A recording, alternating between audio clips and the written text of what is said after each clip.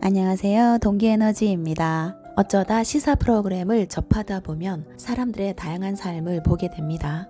감동을 느낄 때도 있지만 대부분은 무섭고 놀라운 사건들이 많습니다. 폭력으로 피해를 입은 사람, 사기를 치고도 참 뻔뻔한 사람, 속고 속이는 사람들, 연인들의 배신 등 자극적이고 놀라운 사건들이 많은 것 같습니다. 그중 어린 자녀를 둔 혼자 사는 여성이 아이를 위해 잘못 선택하는 것 중 하나는 아이에게 엄마나 아빠의 빈자리를 채워주기 위해서 하는 결혼이라는 것입니다. 결혼은 자신과 상대에 대한 고찰이 먼저여야 할 것입니다. 둘의 관계가 형성이 된 다음에 순차적으로 해결할 문제 중 하나가 자녀에 대한 문제일 것입니다. 육아에 대한 이야기는 논외로 하고 상대가 내 마음에 들기보다 아이에게 부모를 만들어주기 위한 결혼이 정말 아이를 위한 건지 생각해 볼 일입니다. 우리는 주변의 시선을 너무 많이 의식하고 휘둘려서 잘못된 선택을 하기도 합니다. 주변에서 접하기는 어렵지만 현실에서는 더 비참하게 일어나고 있을 법한 일들입니다.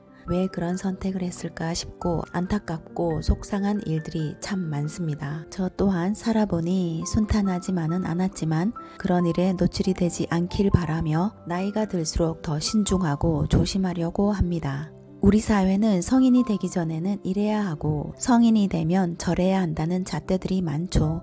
우리도 모르게 주입된 가스라이팅은 남들에게 보여주기 위한 기준과 잣대가 되어버렸습니다. 우리가 남들이 보기에 이래야 한다는 사회적 시선으로부터 자유로워지는 방법은 무엇일까요? 첫째, 남들 말을 들으면 남들처럼 살게 됩니다. 어느 정도 사회생활을 시작하게 되면 집은 모르겠지만 차는 한 대 마련해야 할 것 같고 남들처럼 취미를 즐기고 명품을 가져야 한다고 생각합니다. 능력과 형편이 되면 문제가 없지만 대체로 보여주기 위한 과시가 많습니다. 친구 따라 강남 간다는 말은 잘 풀린 경우에 해당될 뿐이죠. 가난하게 태어난 건 죄가 아니지만 가난하게 죽는 것은 나의 잘못이라고 빌 게이츠는 말했습니다. 남들을 따라하기보다 성공한 이런 멘토를 따라하는 게 더 발전적입니다. 둘째, 독립된 일상을 꾸려갈 수 있는 능력을 가지기.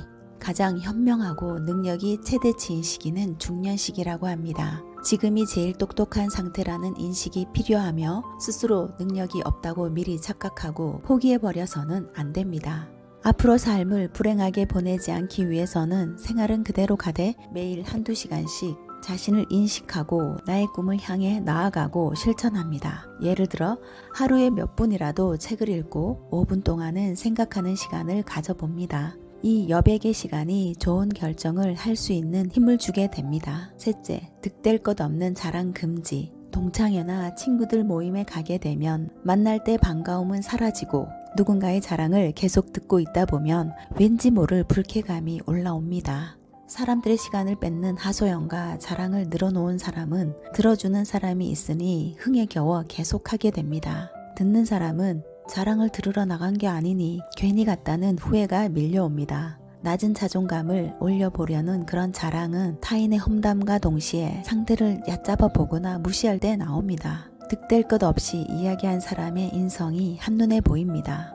나아지고 싶은 마음, 앞서고 싶은 욕망, 사건, 사고들도 남들과의 비교에서 자유롭지 못한 마음에서 비롯된 선택입니다. 남들의 시선을 의식한 선택과 결정은 공허함만이 남습니다. 무엇이든 할 수 있는 자유와 아무것도 하지 않아도 되는 자유를 동시에 누리며 자기 결정권을 타인의 시선과 평가에 나를 맡기지 말기로 해요. 겉모습보다는 우리 삶의 여정에서 스스로 통제하고 소소하게 행복을 얻는 방법을 배웠으면 좋겠습니다. 여러분들의 활기차고 건강한 삶을 응원합니다. 그럼 영상 끝까지 봐주신 분들 감사합니다.